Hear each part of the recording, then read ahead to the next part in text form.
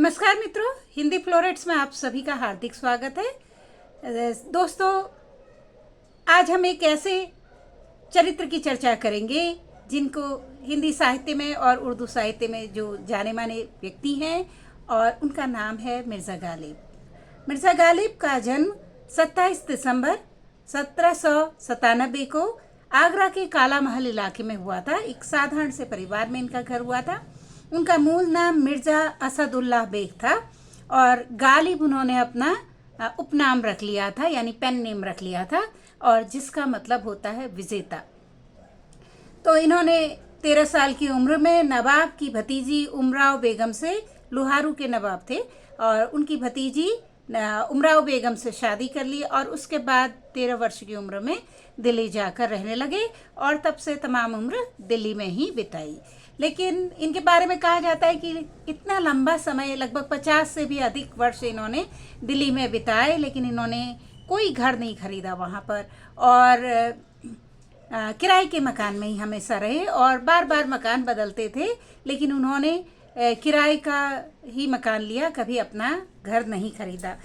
तो ये उस वक्त वहाँ पर दिल्ली पे मुग़ल शासन हुआ करता था। अकबर शाह द्वितीय मुग़ल साम्राज्य के शासक थे उस वक्त के, और ये जब इनकी मृत्यु हुई उस वक्त भी ये किराए के मकान पे रहते थे। और इन्होंने एक अपने मकान के बारे में एक शेर भी लिखा है, क्योंकि मिर्ज़ा गालिब तो शेर, शायरी और गज़ल के लिए ही प्रसिद्ध हैं। तो साथ में उनकी बहुत सारी ऐसी किस्से कहानियां हैं जो कि लोगों को मनोरंजन करती रहती हैं। इसलिए इनका जो शेर व शायरी तो इनकी कही ही जाती है, लेकिन साथ में इनके जो किस्से हैं वो लोगों में आपस में सुनाए जाते हैं बार बार, और मजाक आदि सुनाए जाते हैं, जिससे लोग आनंदित होते हैं, एक दूसरे को शेयर करते हैं और मज़े लेते हैं।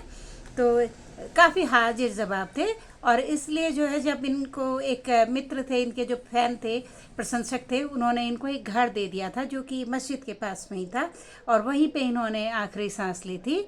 तो उस वक्त भी इन्होंने अपने उस मकान के बारे में एक शेर बोला था, और वो शेर इस प्रकार से था कि मस्जिद के ज़ेर साया एक घर बना लिया हूँ, मस्जिद के ज़ेर साया एक घर बना लिया हूँ, ये बंदा एक अमीना हमसाया ए खुदा है।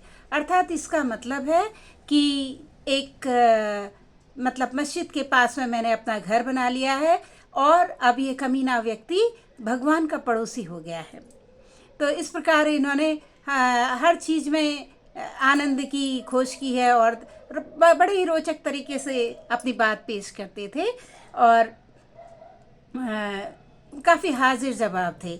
और अंग्रेज़ों का उस वक्त आगमन हो गया था, अंग्रेज़ों का भी प्रभाव पड़ गया था, और इनको पेंशन मिलती थी, सरकार की तरफ से भी पेंशन मिलती थी, मतलब मुग़ल साम्राज्य की तरफ से भी पेंशन मिलती थी, और उस पर ही ये रहते थे, क्योंकि एक कवि होने के नाते इनके पास इनकम का कोई और सोर्स नहीं था। तो ये अपनी पेंशन के लिए हमेशा अंग्रेज़ों और मुग़ल साम्राज्य से मुकदमा लड़ते रहे, लेकिन ऐसा नहीं कि उन्होंने उनसे विरोध बना लिया। काफ़ी उनका जो बुद्धि थी बड़ी तेज़ थी, उनको पता था कि किसी से लड़ाई करके कोई फ़ायदा नहीं है। तो इन्होंने अंग्रेज़ों की प्रशस्ति में भी बहुत सारे तारीफ़ के उनके शेर व शायरियाँ लिखी हैं। ऐसे ही मुग़ल साम्राज्य की तारीफ़ में भी बहुत गज़ल वगैरह लिखी हैं, शेर व शायरियाँ लिखी हैं। लेकिन उसका मतलब ये नहीं था कि वो उनके प्रशंसक हो गए, वो सब सिर्फ उनको खुश करने के लिए था, और किसी के एक के पक्ष में नहीं थे। ये एक सामान्य व्यक्ति थे, लोगों के बीच में उठना बैठना, उनसे बातें करना और उनके जैसे बन करके रहना इन्हें बहुत पसंद था। तो एक बार की बात है कि इनको आम बहुत पसंद थे, और आम का सीजन था, और इनके सारे दोस्त बैठ करके आम खा रहे थे। तो किस्सा इस प्रकार से है कि जब ये आम खा रहे थे और उसी वक्त ढेर सारे आम रखे हुए थे वहाँ पर, और इनका एक दोस्त आया जिसे आम पसंद नहीं थे। तो इन्होंने अपने दोस्त से कहा कि आम खा लो, जैसे कि एक सभ्य व्यक्ति अपने आने वाले मेहमान से बोलता है कि आम खा लीजिए, या कुछ भी हम खा रहे हैं तो अपने मेहमान को भी प्रस्तुत किया जाता है। तो इन्होंने भी अपने दोस्तों से बहुत बार कहा कि आम खा लीजिए, तो दोस्त ने मना कर दिया। तो सारे दोस्त, बाकी दोस्त मिल करके आम खाते हुए मज़े ले रहे थे।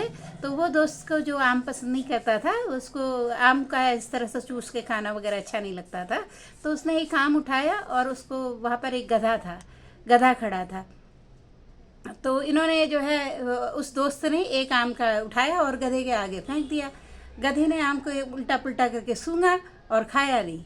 तो दोस्त बोला, देखो गधा भी आम नहीं खाता है। दोस्त ने क्या कहा? गधा भी आम नहीं खाता है। तो मिर्ज़ा गालिब बड़े स्टाइल से बोले कि गधे हैं जो आम नहीं खाते हैं। तो इस बात पर सारे लोग हंसने लगे और दोस्त शर्मिंदा हो गया। ऐसे ही इनके बारे में एक चर्चा है कि एक बार इनका एक पुराना बचपन का दोस्त आगरा से इनसे मिलने आया, और वो इनके यहाँ जब आया तो इनको एक शादी में जाना था। तो मिर्ज़ा गालिब ने उनसे भी कहा कि आइए आप भी शादी में शरीक होइए, और क्योंकि मैं तो सपरिवार जा रहा हूँ, हम लोग वहीं खाना वगैरह खाएंगे, आप भी आ जाइए। तो भारतीय परिवारों में अगर शादी होती है, 2-4 मेहमान एक्स्ट्रा आ जाए तो कोई माइंड नहीं करता है, कोई दिमाग में नहीं रखता है कि कोई एक्स्ट्रा आ गया है। तो इसलिए इनको भी बुला लिया अपने साथ मेहमान को। तो दोस्त जाना नहीं चाहते थे। तो उन्होंने कहा कि क्यों नहीं जाना चाहते हो? तो दोस्त ने कारण बताया कि भाई आपका तो यहाँ पे घर है, आपके पास अच्छे अच्छे कपड़े हैं, पर मेरे पास कोई अच्छे कपड़े नहीं है। मैं घर के ही कपड़े, मतलब जो ऐसे नॉर्मल कपड़े हैं वो लेकर आया हूँ। तो ऐसी स्थिति में मैं नहीं आ सकता। तो मिर्ज़ा गालिब ने इनको जो है अपने दोस्त को एक महंगी शेरवानी दे दी और कहा कि आप इसे पहन लीजिए। तो दोस्त खुश हो गया और उसके बाद सारे मिल कर के वहाँ चले गए, शादी में चले गए, शादी में शरीक हो गए।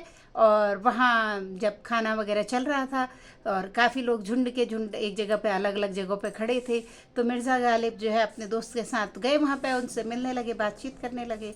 तो मिर्ज़ा गालिब ने अपने दोस्त का परिचय कराया और उन्हें कहा कि ये मेरे बड़े ही ख़ास दोस्त हैं, आगरे से आए हुए हैं, और इन्होंने जो शेरवानी पहनी है वो मेरी है। सुनते ही दोस्त को बड़ा ही शर्मिंदगी महसूस हुई और उसने कहा ये क्या है, और वो साइड में ले जाके मिर्ज़ा गालिब को देख थोड़ा गुस्सा हुए, बोले कि ये क्या कर रहे हो मिर्ज़ा, ये शेरवानी के बारे में तुम्हें बताने की क्या ज़रूरत है कि ये शेरवानी मेरी है? तुम सिर्फ मेरे बारे में बताओ, और ये सब शेरवानी के बारे में कि ये शेरवानी तुम्हारी है, ये बताने की कोई ज़रूरत नहीं है। मुझे बहुत ही शर्मिंदगी हो रही है। तो इसके बाद मिर्ज़ा गालिब ने कहा कि ठीक है, मैं नहीं बताऊंगा कि ये शेरवानी मेरी है। तो अगली बार वो थोड़ा सा आगे बढ़े और दूसरा झुंड लोगों का खड़ा था, उन्होंने मिर्ज़ा से हाल चाल पूछे। तो मिर्ज़ा गालिब भी आ गए और उनसे बोले कि ये देखिए मेरा ख़ास दोस्त है, आगरे से आया हुआ है कल ही, और आज इसे मैं यहाँ शादी में लेके आ गया हूँ, और बहुत ही अच्छे दोस्त हैं, और इन्होंने जो शेरवानी पहनी है वो इन्हीं की है।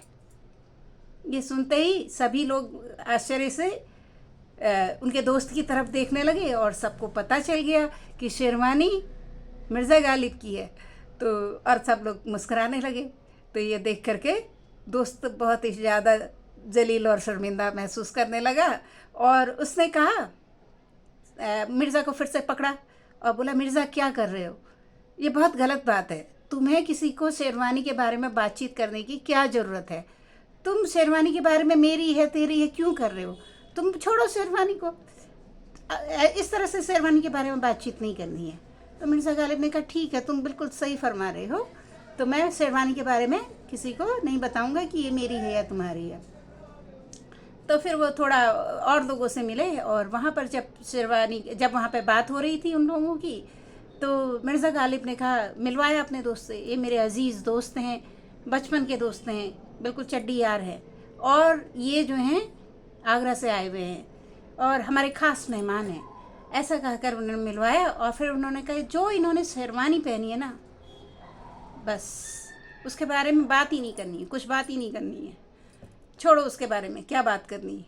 तो ये सुनते ही सारे लोग हंसने लगे और दोस्त बहुत ही शर्मिंदा हो गया। तो इस तरह से हम देखते हैं कि मिर्ज़ा गालिब जो है अपने शेरो शायरी से तो प्रसिद्ध थे ही, अपने किस्सों से भी वो लोगों का मनोरंजन करते रहे, और आज भी हम उनको याद करते हैं। ये उर्दू और हिंदी साहित्य के एकमात्र ऐसे साहित्यकार हैं जिनको दोनों तरफ के लोगों ने बराबर प्रेम दिया है, हिंदी साहित्य ने भी और उर्दू साहित्य ने भी। तो आज की प्रस्तुति आपको कैसी लगी कमेंट सेक्शन में ज़रूर लिखिए। बहुत बहुत धन्यवाद। नमस्कार।